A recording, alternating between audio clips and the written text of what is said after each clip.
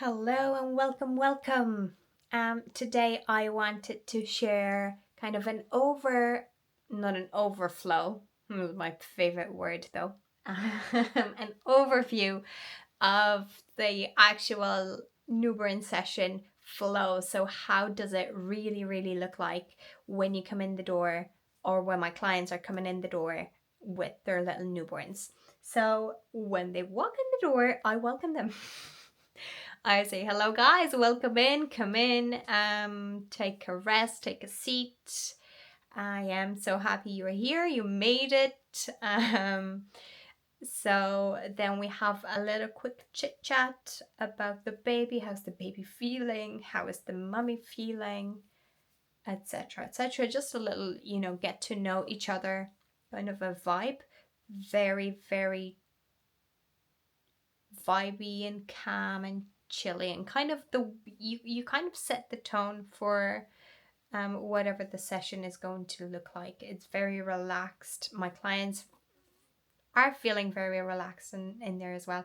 And whenever they come and they were, rushing, you can see a sense of relief. So they're kind of getting a big a big deep breath that they made it, and it's their job done. So if you think about it, when you book a session as a client, your job is to get onto the session. Your job is to get in the door, and the rest is up to the photographer.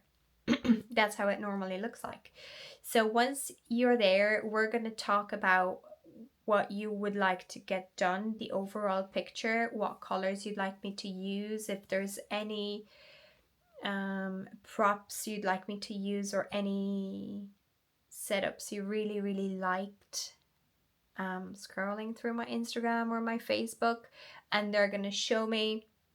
So I kind of get a bigger picture of their color scheme. I get the bigger picture of what they want to be used on the sessions.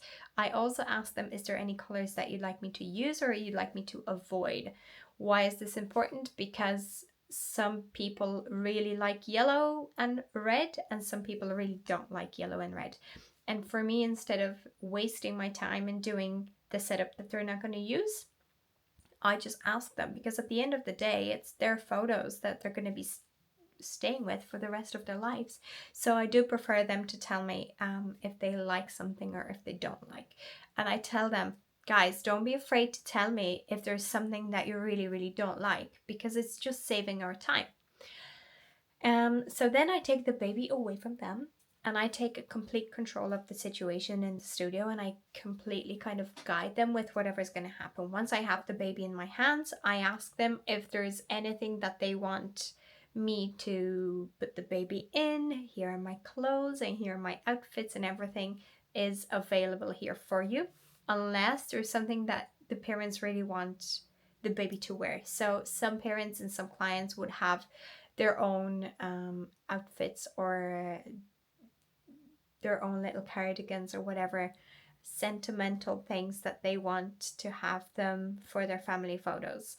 And the family photos are the first photos I'm taking. Why? Because mommy usually has makeup on.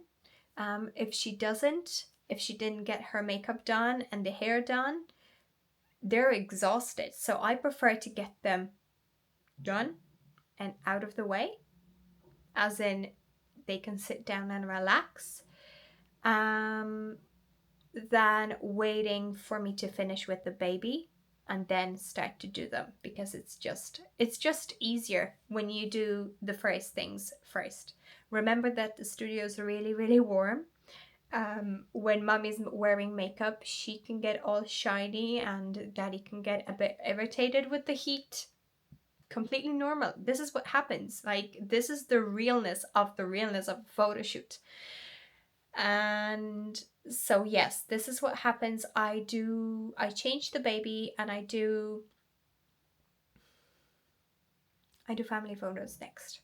I do all the poses that I had in mind that parents wanted as well.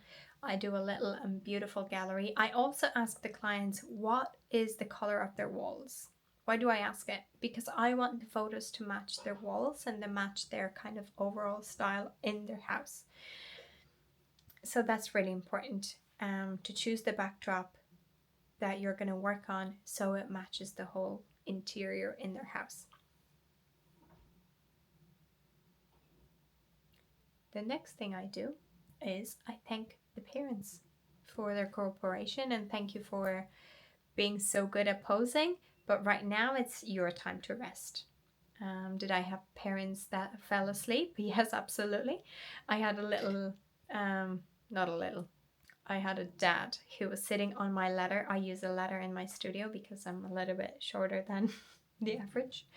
I use a ladder, and the dad sat on the ladder, and I had the baby shusher on, so it was going shh, and it was so warm and it was so quiet. The dad actually fell from the ladder because he fell asleep. It was funny. But yes, they fall asleep and they relax and they can just take their time to breathe, do whatever they want on their phone. I have people who went for lunches, and left me with the baby just so I can photograph the baby, and I just texted them back, to come back and save me. Take the baby away. I'm joking. But when I was done, I just texted them, hi guys, I am done, with the newborns. The usual setup for the newborns is that I just go with the baby. It really depends. I usually start with probably a bottom up pose on the bed, and then I move throughoutly depending on the baby, because if the baby wakes up and he doesn't want to sleep or she doesn't want to sleep, I choose poses that I can do with their eyes open, so parents have a nice gallery of everything. They choose the colors, but I choose whatever I do with the baby. That's my control. And they're usually, no, they never complain. They love it.